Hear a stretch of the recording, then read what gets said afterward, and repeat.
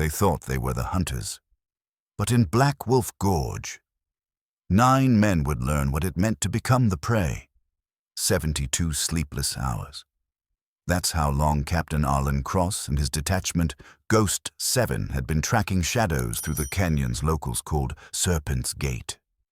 On paper, the mission was simple: find warlord Rafik Darun, confirm his coordinates, and vanish before dawn. But the gorge had other plans. The winds howled through the ridgelines, hurling sand like knives across their faces. Every shadow felt like a rifle barrel waiting to open fire. What Ghost-7 didn't know was that they weren't circling Darun. Over 300 crimson jackals were already circling them. Cross, 34, was not a man of speeches. His creed was simple: no man left behind. 9 operators followed him into the gorge, lean, hardened, and lethal. Ethan Whisperhawk Vale, a sniper who could read wind like scripture. Nikolai Hamakovac, demolitionist, fluent in the language of fire and rock. Reagan Ghost Medic Vale, battlefield corpsman whose hands had pulled men back from the edge of death under fire no surgeon would dare walk into. And 5 others, veterans of wars that had never made the news, men whose names would never appear in headlines, but who could turn silence into a weapon. For 3 days, they crawled along cliff faces, Whisperhawk scanning through thermal optics, Hammer mapping choke points, Ghost Medic prepping a triage corner. The valley below looked empty until the 4th dawn. Whisperhawk's whisper cracked through comms, tight and clipped. Iron Viper. I've got movement. Not 20, not 50. I'm counting hundreds. Cross pressed his scope against the rock, eyes narrowing. Heavy weapons caches stacked like towers, trucks hidden under netting, and men rows of them moving in patterns too disciplined for bandits. This wasn't a hideout. This was a forward operating base. Cross exhaled. Slow, steady. That single breath that meant the choice had been made. All stations, this is Iron Viper. We hold. This is too big to walk away from. Map the gorge. Plant charges. Mark every route. We are not leaving yet. No one argued. Not because they wanted to stay, but because 9 men had just realized they were standing inside a hornet's nest. What Cross didn't know was that Darren's scouts were already watching them, marking every step, every careless footprint in the dust. By dawn, Black Wolf Gorge would close its jaws. Serpent's Gate was no longer a mission. It was a cage. 05:30 hours, the gorge stirred. From the ridgelines, the mountains themselves seemed to move. Iron Viper overwatch. Whisperhawk's voice cracked across the net, breath tight. Multiple squads. Every slope, they're closing the net. Cross lifted his NVGs and felt his gut lock. Shadows didn't scatter like bandits. They flowed like water squad after squad, leapfrogging positions, sealing off every exit of Serpent's Gate. Ghost Medic. Give me a count. Reagan's reply was low. Grim. Boss, I'm catching their comms. They're calling it Operation Iron Fang. 300 plus. Confirmed. 9 men against over 300. Extraction bird 2 hours out. Air support at least 40 minutes. If they were going to survive, they'd have to make the gorge itself fight for them. Kovac. Ordnance check. Hammer's reply came with a hollow chuckle. Enough C4 to drop half this canyon. Sir, have more, but ammo. Once we start, we'll burn it in minutes. We don't run. Cross said flatly. We bleed them here. The decision was made not to run, but to stand. He keyed the net.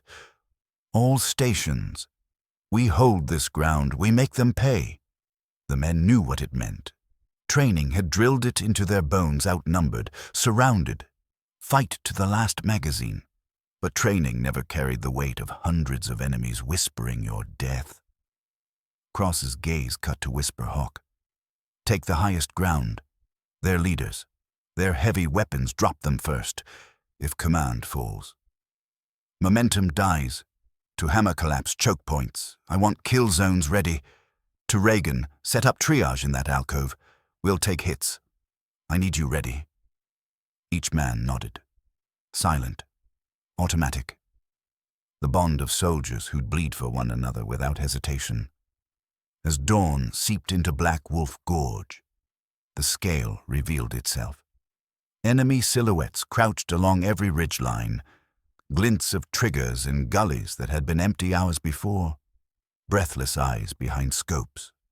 The gorge had become a shooting gallery, and Ghost-7 was nailed at its center, but the jackals hadn't counted on what 9 Special Forces operators carried into the fight years of relentless training, rifles that almost never missed, and a Brotherhood no numbers could break.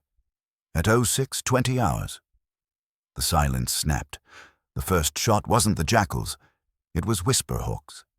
One suppressed round, one squad leader crumpled, radio dead before he could call the advance.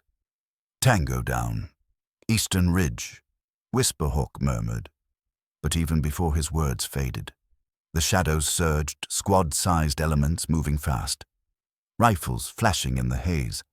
Cross's voice cut the comms. Steady, unflinching, all stations. This is Iron Viper. Hold fire until you see their eyes. The gorge inhaled, every shadow pressing closer.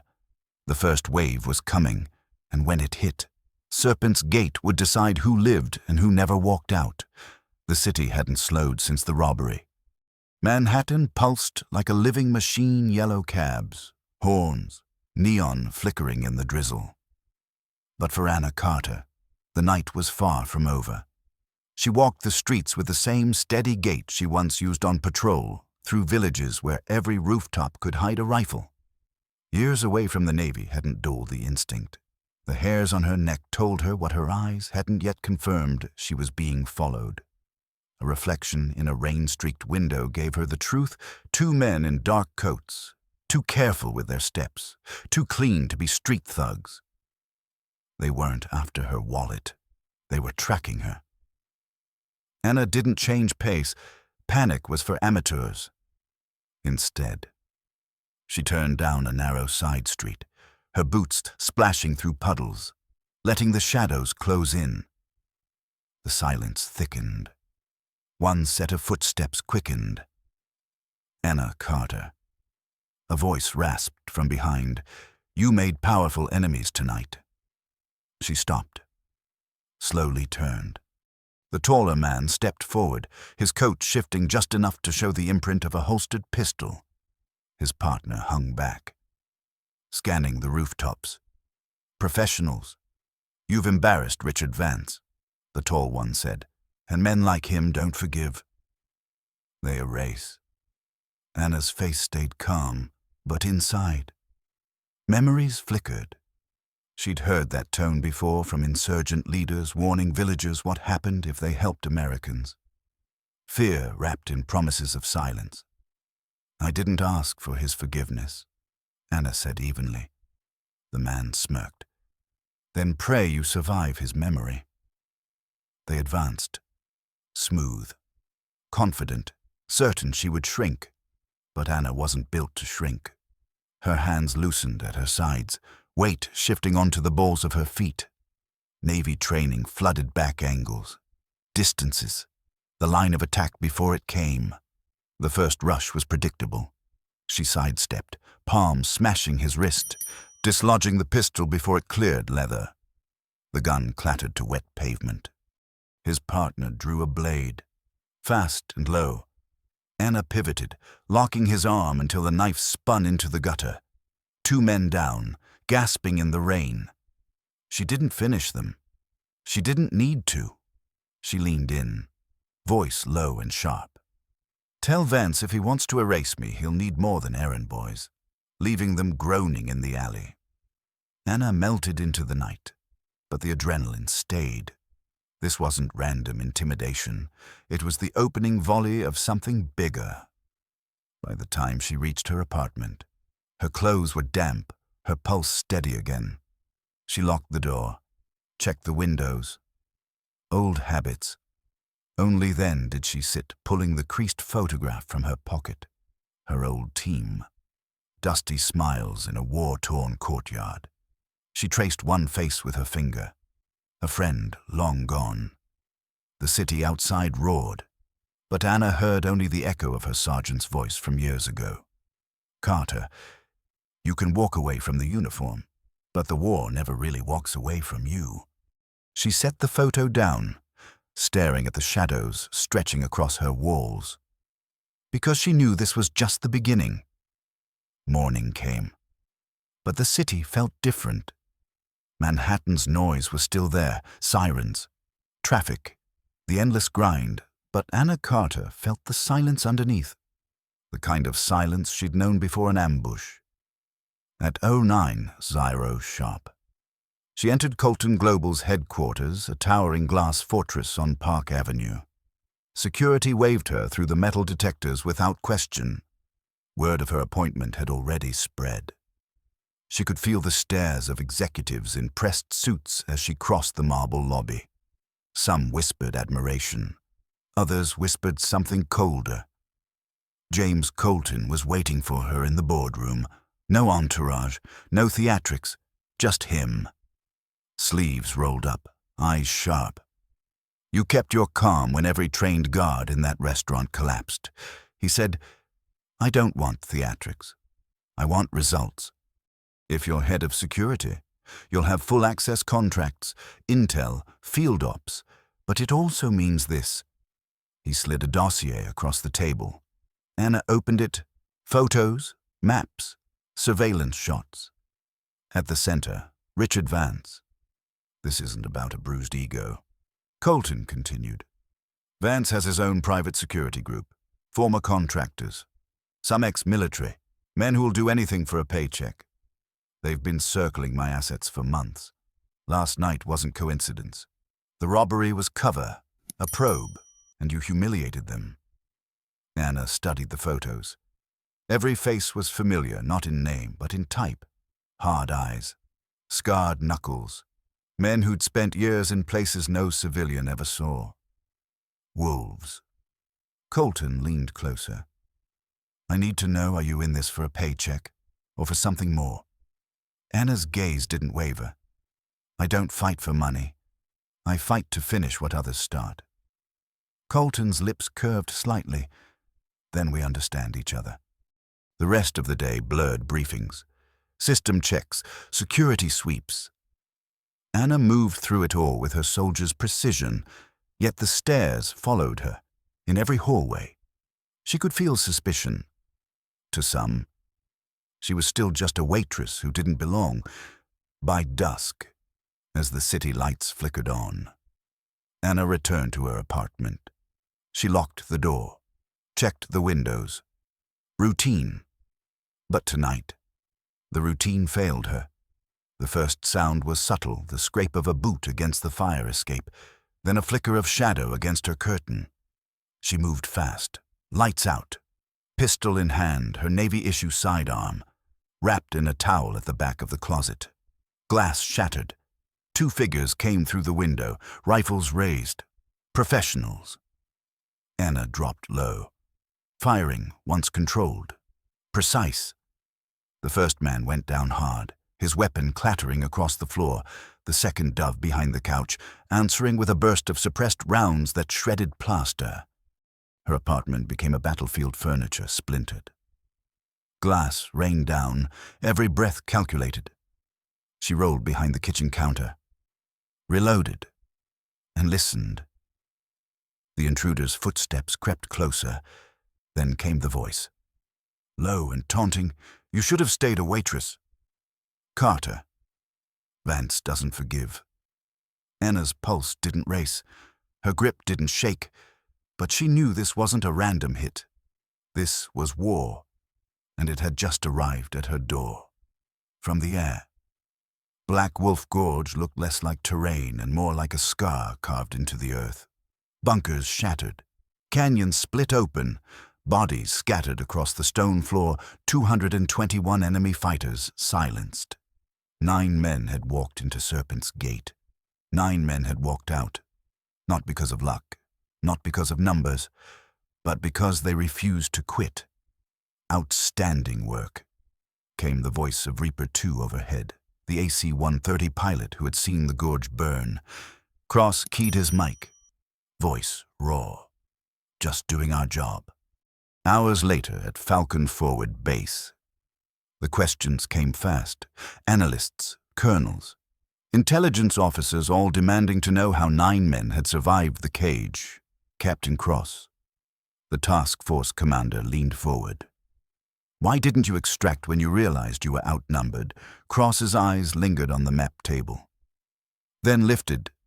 "Sir, how do you explain it? What makes 9 men hold against 300 instead of running? We knew if we stayed, we could cripple an operation that would have killed Americans and civilians alike. Running would have meant letting them win. Ghost-7 doesn't run." The commander pressed 35-1 odds. "How did you know you could win?" Cross glanced at his men, bandaged, bruised, exhausted, but alive. "Because we're Green Berets. Small unit tactics. Precision fire. Trust. Numbers don't matter when you've got brothers who refuse to let you fall." A young major asked quietly, "Captain, your fight went beyond doctrine." How Cross allowed the first weary smile in days. "When you're outnumbered 35-1. Doctrine dies. You use what works: hammers, explosive barriers, Whisperhawk's precision fire, Ghost Medic's triage under hellfire, even a rookie who stood his ground when it mattered most. We improvised. We trusted each other. That's why we walked out." The commander's voice softened. "Gentlemen, what you accomplished will never appear in public record. But you stopped an offensive that could have killed hundreds. History won't write your names. But you wrote history. Outside. The night was colder than the gorge itself." Davis lit a cigarette with trembling hands. Whisperhawk exhaled smoke into the dark. "Hey, boss," he muttered. "Next time intel says routine recon, I'm calling it." Cross smirked. "Next time. We'll be ready anyway. That's what Green Berets do." Even Ghost Medic cracked a smile. "Same time next week," they laughed, dark, tired laughter, the kind only warriors understand. 6 months later, Ghost-7 was back in the field. Different valley, same Brotherhood. Now they weren't just soldiers, they were whispered as the 9 wolves of Black Gorge. Cross told new recruits, "The secret isn't weapons or doctrine. It's knowing the man beside you would die before letting you fall. That's how you do the impossible." The helicopter lifted into the night. Rotor wash, cutting the dark. Cross looked down the line of his men and felt it again. The quiet, unbreakable confidence. The enemy could bring firepower, they could bring numbers. But Ghost-7 would always adapt, always overcome, and never leave a man behind.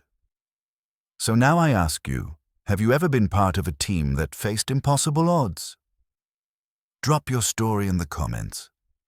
Because courage isn't the absence of fear. It's standing your ground in spite of it. And when the odds are against you, it's not about how many fight against you. It's about who fights beside you.